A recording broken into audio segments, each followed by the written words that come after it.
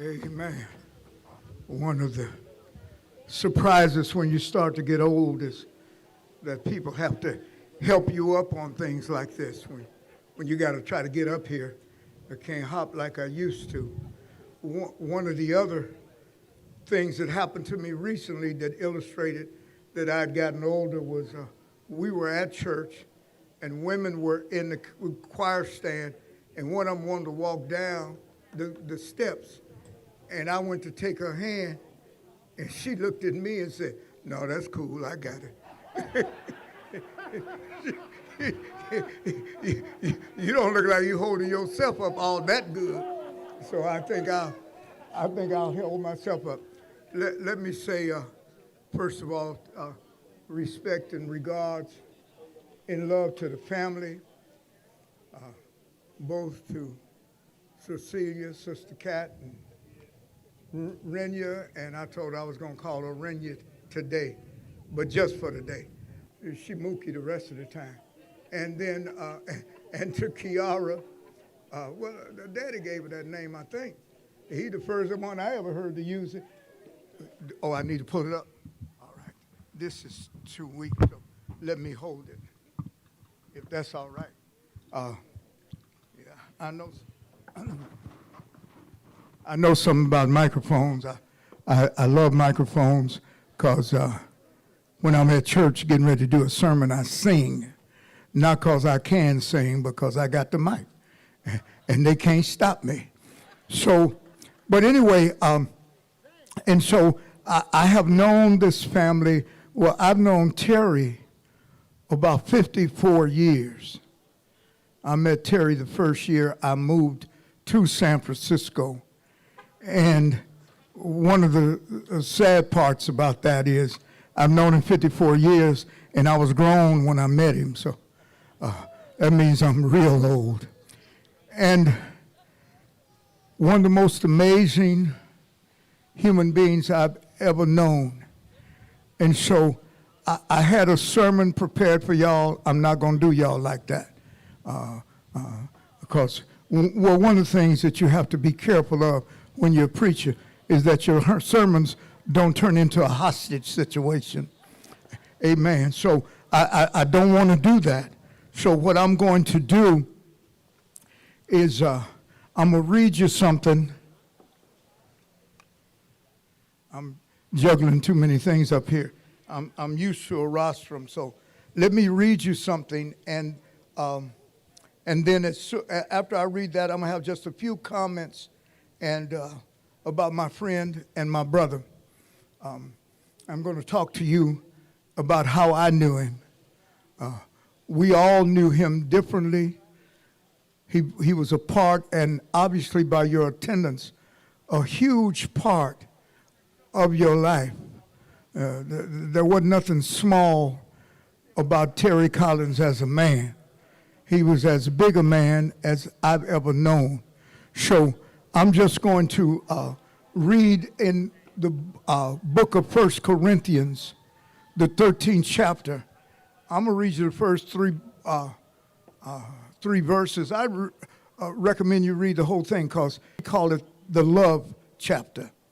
In translation, if I were to speak with eloquence in earth's many languages and in the heavenly tongues of angels, yet I didn't express myself with love, my words would be reduced to the hollow sound of nothing more than a clanging cymbal. And if I were to have the gift of prophecy with a profound understanding of God's hidden secrets, and if I possess unending supernatural knowledge, and if I had the greatest gift of faith that could move mountains but have never learned to love, then I am nothing. And if I were to be so generous as to give away everything I owned to feed the poor and to offer my body to be burned as a martyr without the pure motive of love, I would gain nothing of value. That's who Terry was. He understands that all the work you put in, all the sacrifices you made, all the times you went without sleep, all the risk you took, the jail time that you served in the struggle. If you did it without love, then none of it was of any value. Thank you. None of it was of any value. So, did y'all just give me what I needed? Thank you. And so, let me just say a couple of times. When I was going to preach this, I had a title because us Baptist preachers, we usually tag our sermons with a subject. And mine was going to be Relentless Love, because that's what I knew. He possessed great love. He never got tired. He was relentless in his love, but he was also relentless in his commitment. Terry believed that revolution was right. And in our 70s and his 80s, he still believed it was right. He never tired. He was relentless in his friendship. If he loved you, he loved you when you were right, and he loved you after you messed up. Now, as Donald just told you, or he checked you quick, but he checked you in love. Terry was the embodiment of, and I believe it was Che Guevara who said, or at least it's attributed to him, that let me say, at the risk of sounding ridiculous, that a true revolutionary is guided by great feelings of love. If you don't love, all this other stuff is done for you, but it ain't done for the people. Terry's entire commitment in his life was the people. And the last thing I want to tell you, all you young people here, what Terry did, people will say what Terry sacrificed was for you. But I want to tell you, I've discovered something. It wasn't sacrifice. You know, when people say Dr. King gave his life, well, he didn't give his life, he was murdered. He'd have kept on living if they had let him. But I believe they invested. Terry's life was an investment in the future. The things he fought for, the things that he was willing to give up so much for, he knew he would never possess, that it would never benefit him, but it was for y'all and the coming generations. Please don't forget that, and don't forget, and determine to make the same investment. Now let me read the obituary, and I'll quit bothering y'all. Terry Collins was born in Lansing, Michigan on January 29th, 1936. At 16 years old, he was raised in the small town of Connersville, Indiana by his aunt, whom he called Mama and Uncle. He would spend some time in Chicago visiting his mother during the summers. At the age of 16, Terry moved to Los Angeles, California with his mother. The stark differences of city and country environments supported in developing his ideologies of race and class, which set the foundation for socialist and Marxist pedagogy. Terry graduated early from Dorsey High School in Los Angeles in 1952. We went to the same high school, not the same time. And then attended Los Angeles Community College from 1952 to 1954. It was City College in those days. He studied in and out of the classroom, recognizing early on that knowledge was power.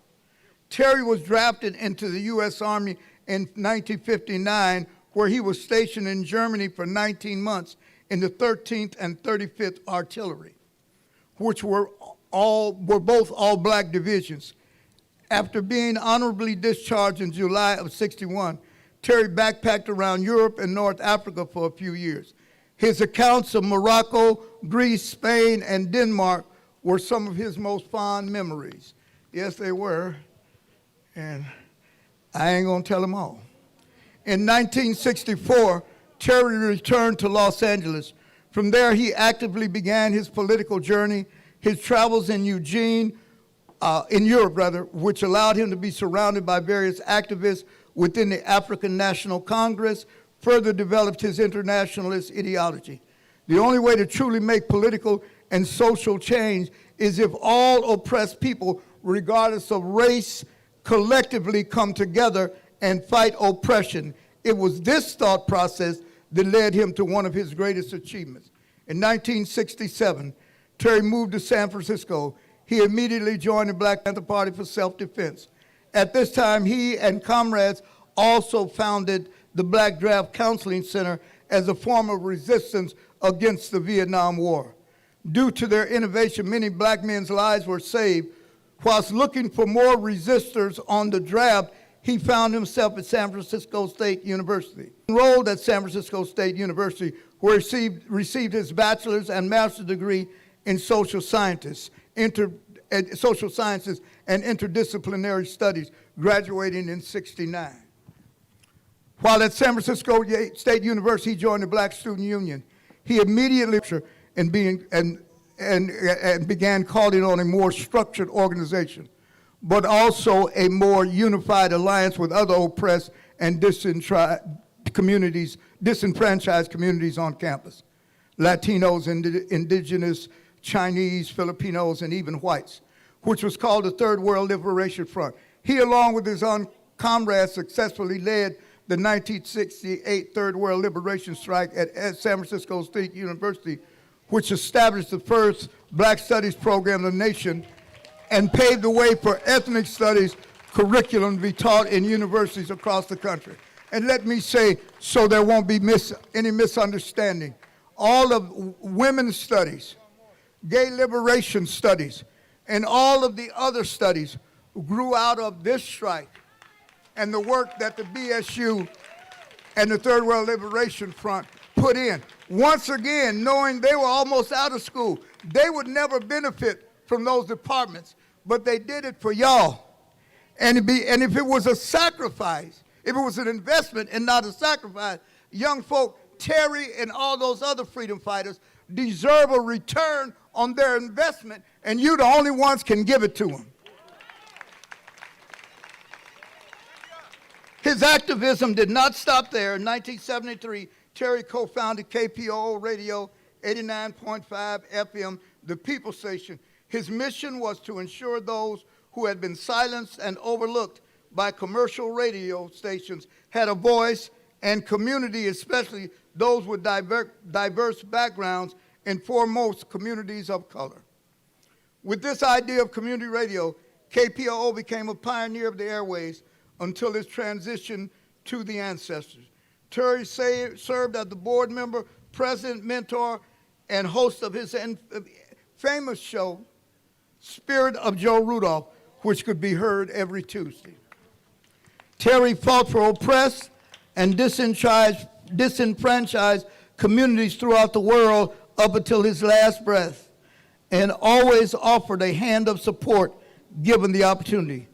His spirit precedes us all in death. With a raised fist in the air, his voice will always proudly yell to the people. Terry was a husband, father, papa, uncle, brother, son, comrade, scholar, king, revolutionary, friend, and so much more. Now, let me say this finally. Terry was a friend to the point that he could love you so much that he was willing to risk the friendship to tell you the truth. I'm going to tell you this little story, and I promise I'm through. We ain't quite at hostage situation yet. We getting close. Let me just tell you, once I was going through some issues of my own, because I've always been a little challenged mentally. Amen. And I've always been a little crazy. And I was into some negative behavior that was impacting on the work we were doing, but more importantly, impacting negatively on the life I was trying to lead. Terry, late brother Joe Rudolph, late brother George Coburn, came by my house one night and said, "Get dressed, man. We going to the club." We had a little club we hang out out there on Valencia Street. So I was always up for that when I was young.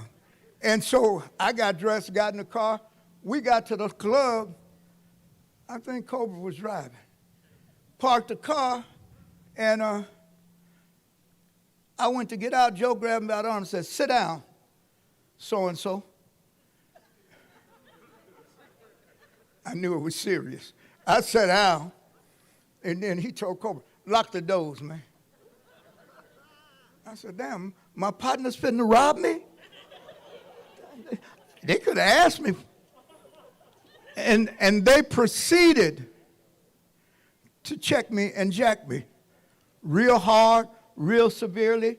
I had tears in my eyes because I knew they was right. And then they said, come on, man, let's go in the club. I didn't feel like going to the club crying now. But they drugged me in. Next morning, my phone rang. And it was Terry. Cobra was with him. And said, man, we sorry if we got a little too deep in your business last night. Couldn't stand by and watch you doing what you were doing to yourself. I looked at him and said, I don't know whether you did or not, but if y'all can't get in it that deep, who can? And I knew that's what I was needed. Terry, it won't be another one like him along, but young folks, you can do yourself a real favor if you would try to be. God bless you, and thank you so much.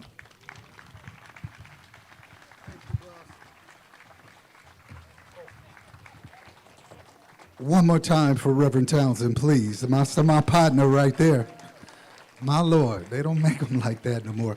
With the following people, we're going to go to special remarks. If you're here, start making your way to the stage, please. Nesbitt Crutchfield, Benny Stewart, and Judy Drummond. And while they do that, I was remiss in not thanking Terry for the Black Studies Department, which I have a degree in. So I want to thank him. And anybody that participated in the strike, if you're here, please stand up and be recognized. Please, I want to just thank you for paving the way for a brother like me. In fact, I have 2 BA degrees. I have a degree in theater arts and a degree in Black Studies, which my daddy said basically means you know how to act black. That's all that means. Just saying what my daddy said. Right now, it's a pleasure to welcome another longtime acquaintance of Terry, dear friend, and we were at the hospital together. And I've known this gentleman for a long, long time. He was also active in the strike. Ladies and gentlemen, please welcome to the stage the one and only Mr. Benny Stewart. Let him hear you. Come on.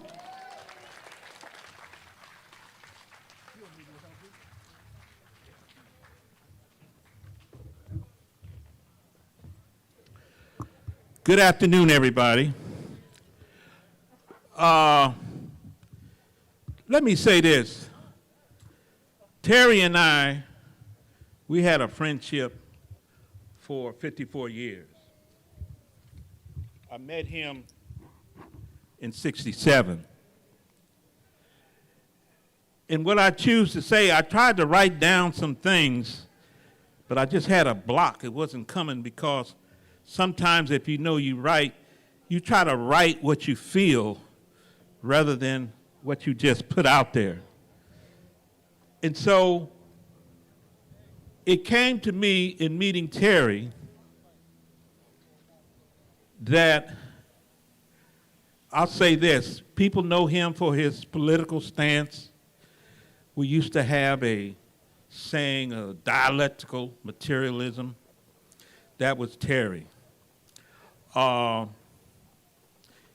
He was the radical within the radicals.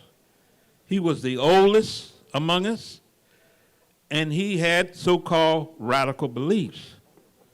So in terms of his radicalism, that's what I'll give him. But what stands out to me the most about Terry is the type of person, the character that he was. And I want you to understand that we were so different. Terry, a Marxist-Leninism, and me, I'm somebody that was raised up in the Pentecostal Church of God in Christ, all right? And those philosophies is worse than oil and water. It's really like water and mud.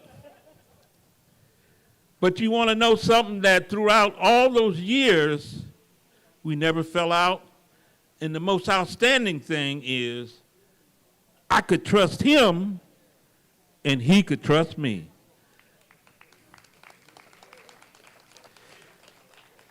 We would have arguments, but when it was over with, he trusted Benny and Benny trusted TC. He called me Benny Ray. So when I sit and thought about Terry, as we kind of went along, that's when the things started coming up to me. You know, when I first met him in '67, it started out based on a trust. And that trust was, I had two choices. Either I went into the service and went to Vietnam, or I went to prison. Because I had already taken my exam and I passed it. And Terry came in and he was doing draft counseling. And he told me, come on in, I'll draft counsel you, and you won't have to do either one of them. I looked at him, and he was very peculiar to me, because in my family, all the men went to the service, from World War II, the Korean War, and now it's my turn for the Vietnam War. And to trust Terry to get me through that, my uncles was telling me he's gonna mess up your life. You know, don't trust him, you ain't gonna be able to get no job. So that's how Terry and I started out. 2 years later, during the back end of the strike, I had a daughter, my firstborn. I didn't even have a name for her because I only wanted a son. And so here she was born, and her mother asked me, well, what are you gonna name her? Well, hell, I didn't have no name. I went to Terry. He said, we're gonna call her Reika.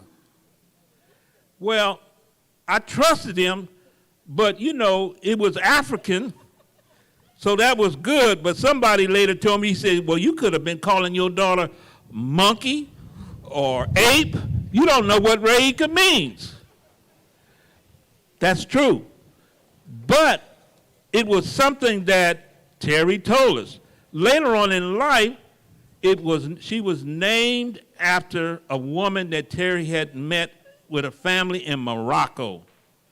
And we found out later years that Reika meant uprising. Uprising.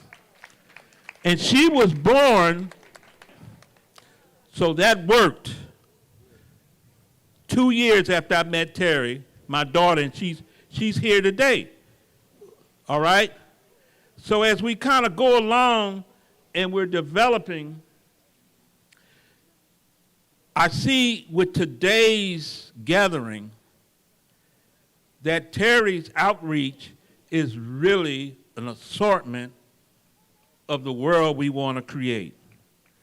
We got black, brown, Asian, white, everybody is here. Nobody is fighting each other, right?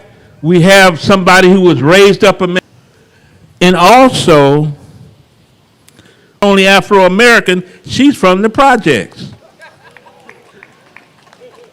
And you know what? That's not bad. With this group, that's a good thing. And she's taken her time, she's come here, and she has been open to us, and we've given her love. Now, Terry, in his last days,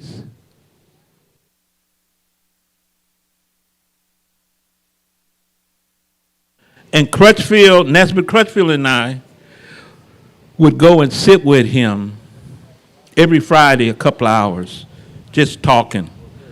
But when Terry told us, Terry has a library. I mean, he has some books. He told me, and pick out whatever you want and take it home. We knew that was not a good sign. And I told Terry, you know, if I do that and you get well, you're going to have the books. So I didn't do that until he did pass. because hope lies with him. But as we evolve and go on, and Terry's oxygen situation got worse, and forget that day, the day before it passed. We was all up there in the room, 8 or 10 of us, giving him all of the love and care and consideration that we could give him. And you know, most of it, but when we get in a situation where we know when that time is going to come and you stand tall, it's a man thing or a woman's thing, it's really a human thing. So, Terry, my heart goes out. I'm so glad that I had a brother like Terry, to where we come from very, very different backgrounds, but there was love that was with us. And I'm happy to be here, and I'm just really happy to see all of the gathering of people here. And when we was there at WAPAC, the Cultural Center, which was part of the redevelopment agency, Arnold will know, we fought that this would be set aside for the community. And I can see the fruits of that, to where people that are here wasn't even born, and now they're the organizer of great events to celebrate our culture. So I won't be as long as Reverend Townsend, and I certainly won't hold you hostage. But you got to realize we worked together for 8 years. I know him, he knows me, and we are both people that love to talk. But Arnold has a passion for talking. But anyway, he expresses himself, and I want to thank the family for giving me that side to give praise to really such a great brother. And before I leave, I'd like everybody to stand up and just say, long live the spirit of Terry Collins. Come on. Long live the spirit of Terry Collins. Thank you. I got it, brother. Thank you. All right. Mr. Benny Stewart, ladies and gentlemen. And the family has asked for future speakers, can we keep it within the time? That wasn't hostage, but it was close. He was hos, and then he got off. So let's keep it moving. We want to keep it celebratory. We want to celebrate our brother in the end. Is that all right? Next up is another longtime acquaintance and comrade, Mr. Nesbitt Crutchfield. Are you close by, sir? Give a round of applause as he makes his way to the stage. You guys have been great. It's a wonderful celebration for a great man.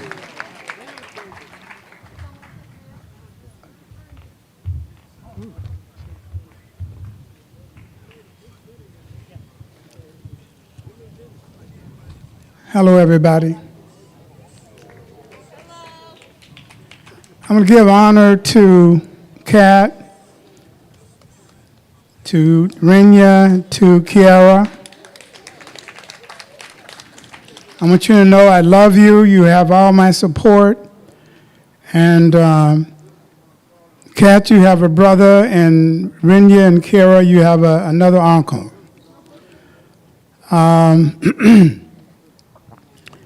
You know, all of us have known years. I met Terry when I became a member of the BSU Central Committee.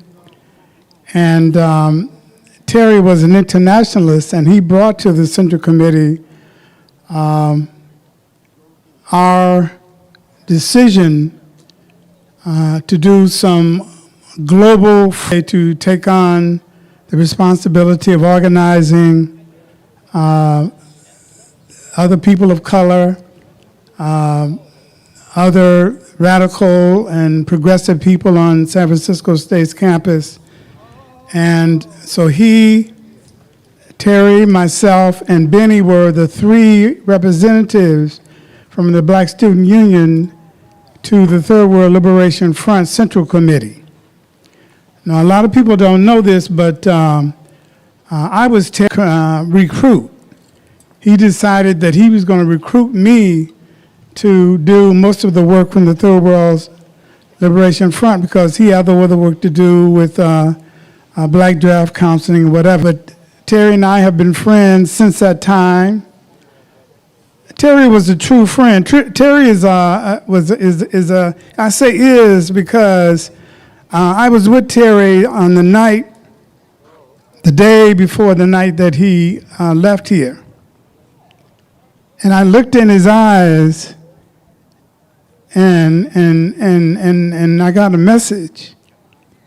And the message is that don't say anything about me to anybody unless you've said it to me.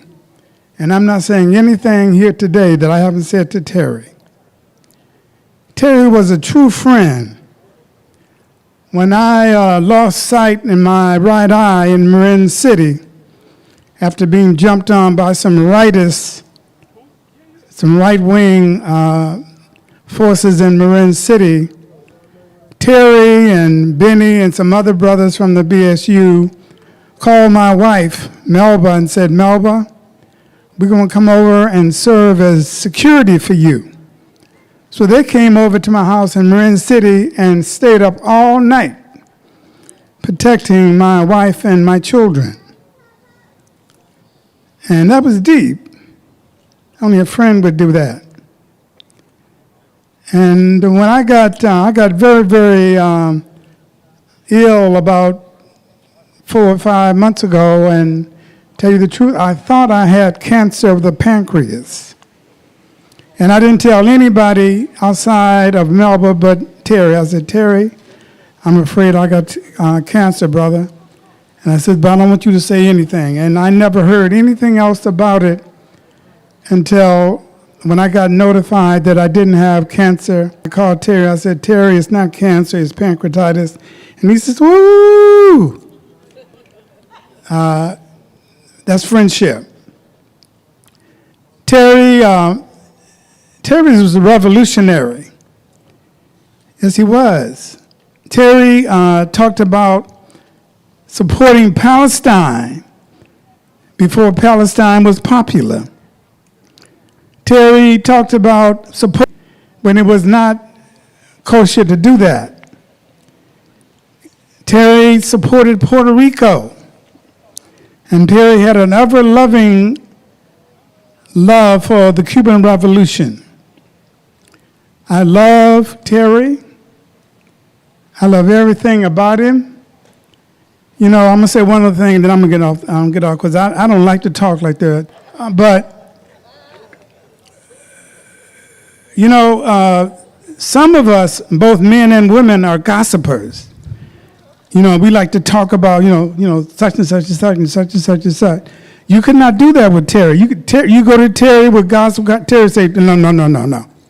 I don't want to hear it. I don't want to hear it.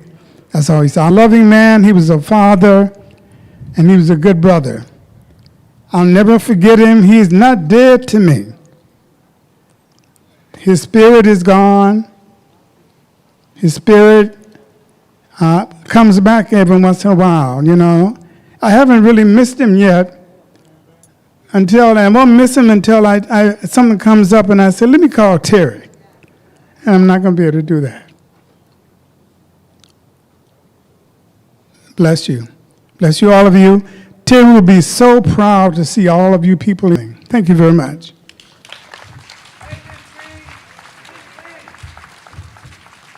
Judy. Mr. Nesbitt Crutchfield, ladies and gentlemen. We're going to keep the program moving. All right. Next coming to the stage is another longtime associate. And give her a round of applause. Can I help you?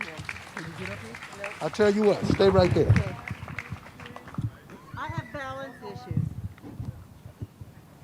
I'll use the mic. Here you go. Hi, I'm Judy Drummond. I met Terry in 1969 when I started working with a group called Los Siete de la Raza. We had our, yay, viva los siete. Terry was working with a group already, and he was living in the La Raza house on Valencia. And I went to meetings and he was there, and I went, oh, good, multicultural, multinational. That was his thing. And he became my friend instantly. I mean, I've loved Terry for 52 years, and I think a lot of people can say that. I just phoned him up one day and said, my brother wants to get married. Can you officiate? Sure. So we had this beautiful wedding down at the ramp, and he dusted off his certificate that he got in the mail, over the internet. And he did the most beautiful, loving service for my brother. And it was just, he was poignant. He was just brilliant to work with, and such a loving man. I started working on memoirs for Los Siete about maybe 20 years ago. And I interviewed Terry for about 12 hours. Have you ever sat and listened to Terry for 12 hours? No, anybody? Raise your hand. It's like, And I taped it, and then I tried to type it, and it's like, I learned editing from Betita Martinez, sister who just passed a couple of weeks ago. And it has served me well, but I still got a mess to work with. But his descriptions were just incredible. You heard a lot of it. I think I gave you the stuff for the obituary that I had. And I just want to read a couple of passages. This is how he got into State College. He said, I ever go, you got to tell people this. And it's just a short paragraph. It was July 1967, and I had just moved to San Francisco. I was living with Garrett, and he said he was going to get me in school, but it never happened. I went out to San Francisco State to do my draft counseling when this big old brother who looked like Che Guevara, Roger Alvarado, big guy, came up to me and said, hey, what's happening? We talked, and he asked, you going to school? Want to go? Yeah. How am I going to do that? He took me unannounced to the president's office. This is the beginning of the state strike. We walked in unannounced, and he said in this big voice, Summerskill, who was the president of the college. Yes, Roger. Here's my comrade, Terry Collins. I want him in school. Okay, Roger. He told me to send for my transcripts. I didn't know how to do that, and they sent for my transcripts for me. So I say to Roger, okay, I'm in school, but how do I get money? Work study. It means you can work and get paid. Here's what you do. What? I can get paid and do the shit I'm doing now? Yeah, that's what I mean. And I'm in school. That's how he got in. He loved that story. Roger saved my life. You know why? Go to State College. I'd have been a Panther in some kind of leadership role and be dead or in jail. Every time I see Kathleen Cleaver, we laugh. They didn't let up on us. They harassed us to death. So he lived through all of that time. And then one time the FBI came to my place where I was living with this Mexican FBI agent. I had to come out of the shower. So I saw this guy and I asked, you a Mexican? What the fuck are you doing with the FBI? They just had 2 recruits, 2 new guys, and they ran away. He scared them away. That's Terry. I mean, there's so much I can read. But when he was in Europe, and he go into the Jewish section, and he got into these different sections because he always carried big bottles of wine, different people, and they loved him, and he got to stay with them. You know how he is. Just, oh, yeah, come on, stay for dinner. Oh, you can sleep here, make a place for you. And he lived that way for 3 years. Amazing. I think that's all I have to say, except that he just called me one day about 8 years ago, and he said, you're going to do this show Thursdays from 1 to 2. And I went, what? I was retired from teaching. He says, no, come on in. I did the show for 7 years, something like that. And it was called Connecting the Dots, Thursdays 1 to 2. I miss it like crazy, JJ. And it was he just made you do things that you never thought you could do. He brought out the best in people. And I'm so honored to have known him. Thank you. And all my love to Kat and the girls, great dad. Thank you. Thank you, Judy Drummond, ladies and gentlemen. Come on, you can applaud. Okay, now any announcements I may understand, beautiful, beloved community, I'm making them on behalf of the family. These are the requests. This is a celebration. I've been asked to notify you that the bar is open. So if you need a libation, help yourself. And now, okay, here comes the fun part, community remarks. Please line up to my left, and I'm going to ask, in consideration of the family, I'm going to time you 2 minutes, and that's going to be a hard 2 minutes. That's a 2 minutes, okay? So if you want to express your love and gratitude for our dear brother, please line up to the stage to my right, and we will be sure to get you up. And I want to recognize a great actor, activist who's here, who's real close with Terry, the one and only Mr. Danny Glover. Thank you for being here, sir. Come on. Just introduce yourself. Assalamu alaikum. I'm Jamal Dajani, and how many of you know that there is an Arab, Palestinian, and Muslim talk show on KPOO? This wasn't my idea. It was Terry Collins' idea. I've met Terry more than 20 years ago, and guess where did I meet him?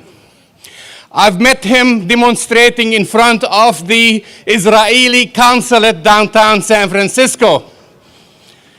And Dr. Jess Ghanem, one day, at the time I was with Link TV, I had a TV show called the Mosaic Intelligence Report. And he said, I want this, the plight of the Palestinian people. I want him to talk about their struggle. This is what Terry is all about. I'm not going to say anything more because I know I have 2 minutes and I can go on. I have an hour show, you know. You can take me off the stage. I love this man, and somebody mentioned about his trips to Morocco, and I adore just sitting down and talking about Northern Africa, talking about his travels, talking about his adventures. He can win you over in 3 seconds. I love you, Terry. See you, man. I love you. Thank you, and he was 1 minute and 45 seconds. Learn from that man. All right, who's next? Come on up. Hey, introduce yourself. Assalamu alaikum. Thank you so much for having us. My name is Rabab Abdel Hadi. I am the founding director of the Arab and Muslim Ethnicities and Diaspora Studies program at San Francisco State University, which was a hugely supported by Terry Collins and the members of the Black Student Union and the Third World Liberation Front at San Francisco State. We believe that the program we were building was in the spirit of '68. We were brought to San Francisco State to build the 5th department in the College of Ethnic Studies. Terry Collins, I'm not going to talk about all the gory details, you know about all of this stuff. However, Terry Collins was always there. He was always coming and speaking about Palestine. I met him in 2008 when we organized the 40th anniversary for the strike, and the spirit of Bandung, praxis and solidarity. And Terry Collins introduces himself and says, I am the president of KPOO, and I believe when we started in 1968, we wanted Native American studies and Palestinian studies. That was his introduction, right off the bat, and you know how Terry was. And then Terry goes into the history of Palestine in details. I mean, he knew the history of Palestine. He wasn't just saying solidarity with Palestine. He wasn't there exactly like Nesbitt said. He was there before Palestine became very popular, and before people supported Palestine. He was always there because he always believed in internationalism. He always believed in bringing people together. I'm going to mention 2 things, and then I'm going to take more time because I also like Terry and like Jamal and like Nesbitt and like all the people here. the people, I'm now part of the OGs. I believe that I'm an elder. I'm no longer a young person, and I learned that from the students, along with Terry Collins. I'm going to mention 2 examples on what we're going to do for Terry in Palestine. When in 2018 we were attacked, we had a Nazi student in my Palestine class. And we were really worried about that. And we could not do open classrooms because we were worried about us being attacked. And we couldn't get sufficient security from the university. Terry Collins said, how about we organize Panther marshals for you to actually come. And if you see, I posted on my Facebook, there is a picture of Terry sitting in the front row of the event in his kafiyeh, which we gave him, by the way, but he would have gotten a kafiyeh even if we didn't have given it to him. And he was sitting there, and he said, we will organize security, whatever you need. Terry was also a strong supporter and believer in the Ahmed Studies program. He kept saying, Ahmed Studies does now what we were trying to do in 1968. We were bringing the community to the university. We were decolonizing the curriculum. We were connecting because a real education is an education where people come together and learn with each other. This is what Terry Collins, for me, it's really a huge loss because he was also like a brother. He was a comrade. He was a mentor. He was part of the family. And I don't have many of my family here, except for my partner in the US. So Terry was also a family. He was always checking about your health, about what's going on. So what we're going to do for him, and there is so much more we can share. Sorry, brother, I'm finishing. Action from the people here of what you're trying to do as an MC. So I just want to say that what we're going to do for Terry, we're actually going to start a scholarship, the Terry Collins Scholarship for Palestine Studies, in his name. Was going to join the study abroad trip to Palestine back in 2019, but San Francisco State University shut it down due to their connection with the Zionist donors and their liberalism. But she wanted to go, so we're going to go. When the pandemic is over, we're going to go to Palestine. We are going to try to name something after Terry Collins in consultation with the family, in coordination, so we can honor this amazing giant of a man. And we can let everybody in Palestine know that somebody in San Francisco was fighting day in and day out for Palestinians, for Palestine, for students, for Ahmed Studies program, for the General Union of Palestine students, and for all the students at San Francisco State University. Terry Collins Presente. Wherever you go, your spirit will always be with us. Inta fil qalb, inta fi Palestine. Thank you. Thank you. All right, and again, I'm just doing the family's wishes. Let's be considerate. Please, Charlie K. I know that was beautiful what was said, but don't turn me into the Sandman. I'm trying to be nice up here. So let's please, I know we love him and have a lot of, but let's try to, and for consideration of the family. This isn't for me, this is for the family. Keep your comments to 2 minutes, please. Now, ladies and gentlemen, it's a pleasure to welcome my brother and yours from the John Coltrane Church, the one and only Archbishop Franzo King. Make him feel welcome. You want to keep it there or you want to come up? I'll stand here. APO.com.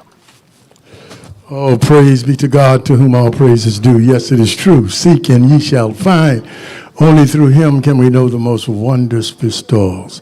The words of St. John, Will I Am Coltrane. You know, we had some preachers here, stand-up comics, that made us feel good, made us laugh, and made us remember what a wonderful brother life that we're celebrating. And growing up in the sanctified church, I learned how to say amen. And in other words, what's been said of what I've heard of those that knew this man, their words were true. And I say amen, so let that be. In other words, I'm not going to let the 2-minute clock run out on me. I will run out on the clock before the clock run out on me. All right? And all I got to say is I love Terry. Terry was an uncompromising revolutionary. He reminded me of Jesus Christ a little bit. Because he knew how to get into trouble. Many of us, we don't know how to get into trouble. because we don't know the truth. And the truth is that love is supreme. And greater love hath no man than this, than one that will lay down his life for his friends. And that's what I see when they talk about Terry Collins. He was a man that laid down his life for this community, and I rejoice and glad to have known him. And I'm so glad I don't owe him any money.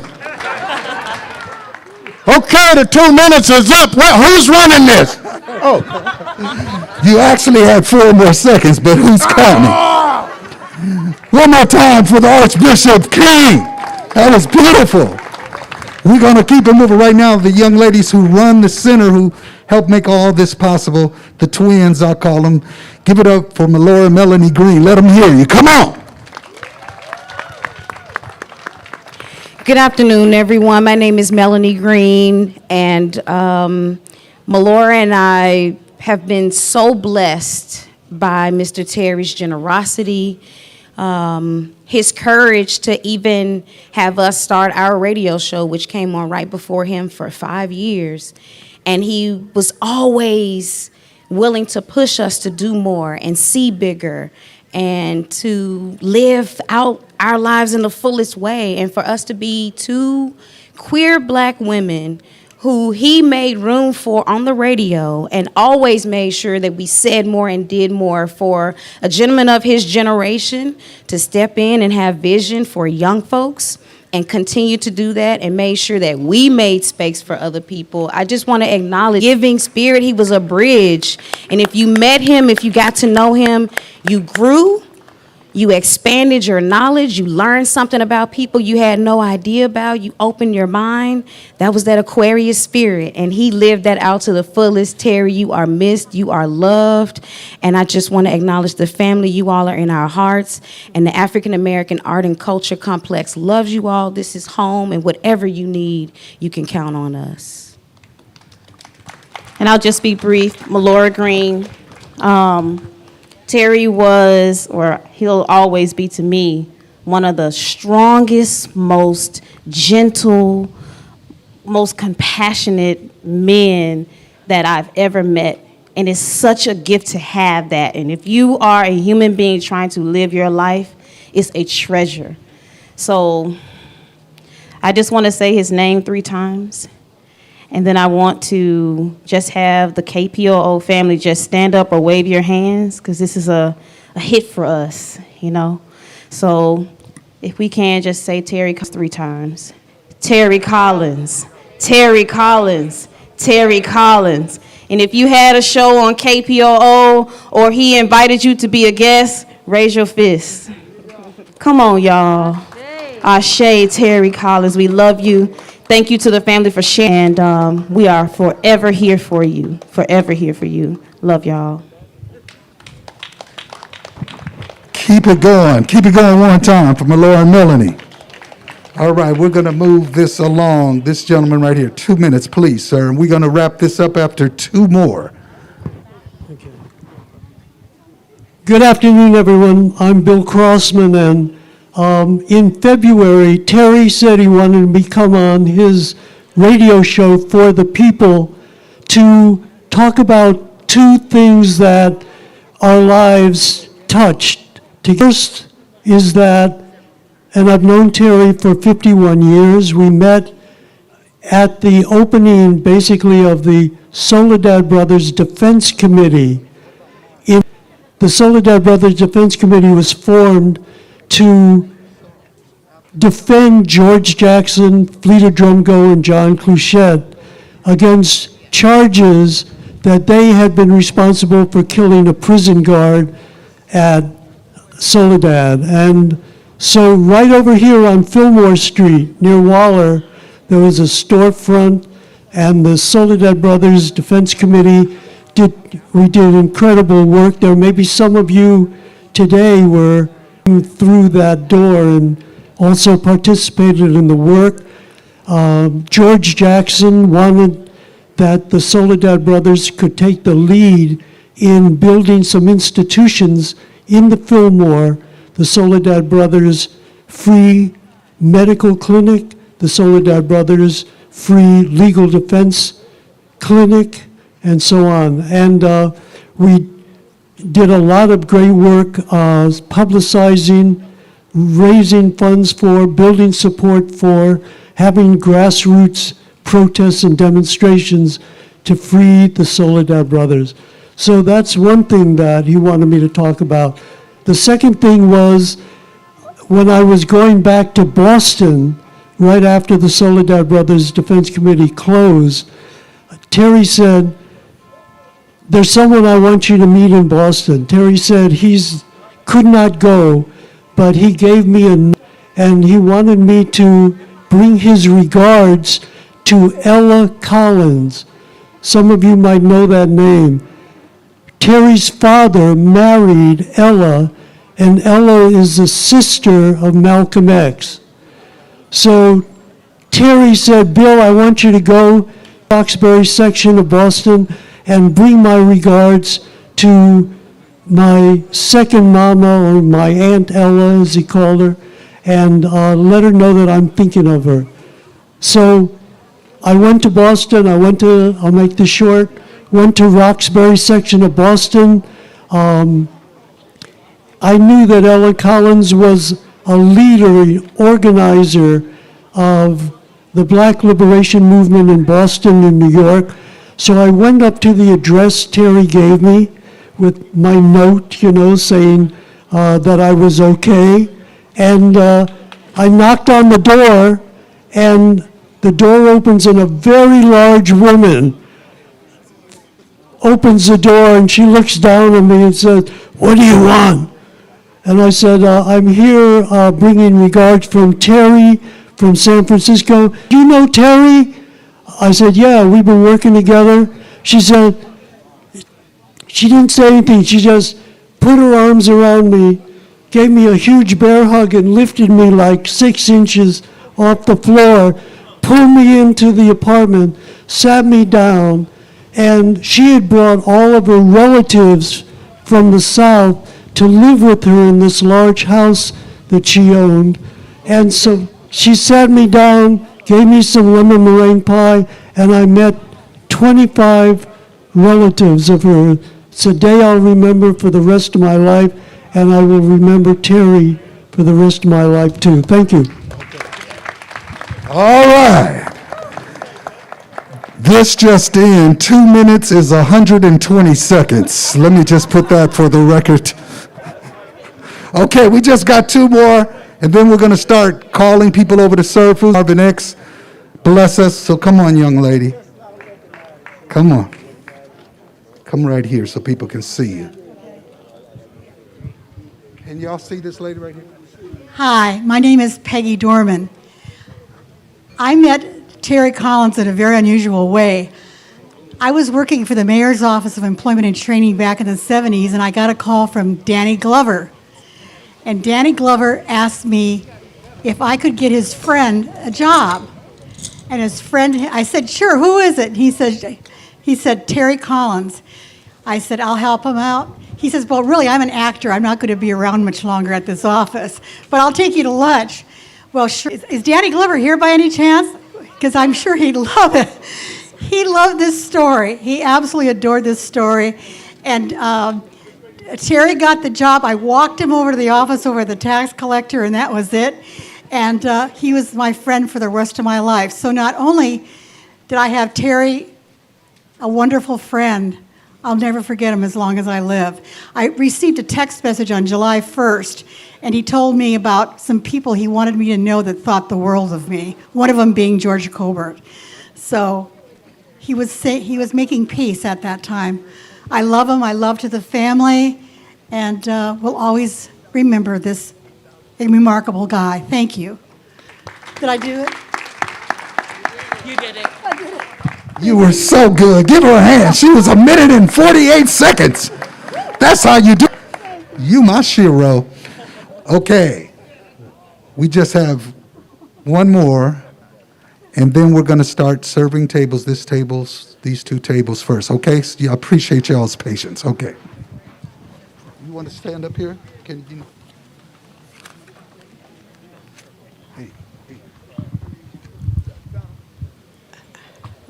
Hello, my name is Dorothy Saruta, former 3-time chair of Africana Studies. I'm so glad to be here and to represent our department, but also to represent myself as someone who's known Terry during my period as chair. Among our people from San Francisco State, can I ask anybody from San Francisco State to stand up? I see our dean here, our former associate dean, and if there's students here, please stand. I've been keeping my time close as we've been told to do. I want to say some of what Benny Stewart said I share in terms of my conversations with Terry would sometimes be where we in agreement and sometimes we were in disagreement. But where we were in absolute agreement was family. We shared a member of his and my student. Is Raina around? As it happened, there she is. She was one of my great students, a great poet, and she was in my class, and and when Terry found out how close I was to her, that drew me closer to him. Finally, I would just say, on June 17th, I was going into a bakery on Fillmore Street, and Terry's daughter, Raina, came running after me, and she said, "We're parked over here. My dad saw you." And so I went over to the car to say hello. And so this was very recently. And I was surprised he recognized me because I had my mask on. But he did. So I came over, and I remember this last conversation with Terry this past June 17th, when he said, "I'm an 85-year-old black man with heart." He pointed to his daughter who was in the driver's seat, and he said, "She's been real good to me." I think that was so special. That's what he said that day, and I remember that. And I think it was God's will that I should happen to see Terry as they were parked behind me and I was coming out of the store. So things like that happen, and I believe it's a blessing. I thank all of you 68 strikers for all you've done to make our college successful. Thank you. Thank you, Queen. Here, I got you. I have to let this brother just briefly, and then we're going to hear from Marvin X, one of the other founders of KPO Radio and really tight with Terry, Jahid Ashley. Come on, let's hear. I don't need help, bro. Hello. I'm Jahid Ashley, longtime friend of Terry Collins. Everybody's been saying they know Terry for 40 years, 50 years. Well, I've known brother almost 60 years. We go back to Los Angeles when he and his very political friend named Levi Kingston were doing draft counseling. I'm going to tell you one story because time is very short. My brother had gotten drafted. And so I went down to the draft center to support him, and Terry came down with a camera. My brother was dressed in all African garb, looking really wild, really intense, because he wanted that 4F, that crazy jacket status, not to go to Vietnam. So we go into the draft office, and my brother's going through his gyrations. Terry's taking pictures, and here comes the police. The police grabs Terry, snatches the camera, arrests my brother, and put him in jail for 6 months in Tucson, Arizona. They leave me alone. But Terry was always consistently involved in political education, community organizing, draft counseling, and he always was striving. He was always striving for the workers of the world to unite. This brother is he's an example of lifelong commitment. When we were getting our political education, they told us that the struggle was a lifetime commitment. We didn't understand what lifetime meant, but Terry is that example. Again, I thank people for coming out for Terry. He and I were board members on KPOO Radio. There was a brother named George Kelsey. Yeah. George Kelsey, who was also one of the intricate organizers of KPO Radio, which has now been in existence for 47 years. Time for a reunion. But again, on that behalf of Terry Collins,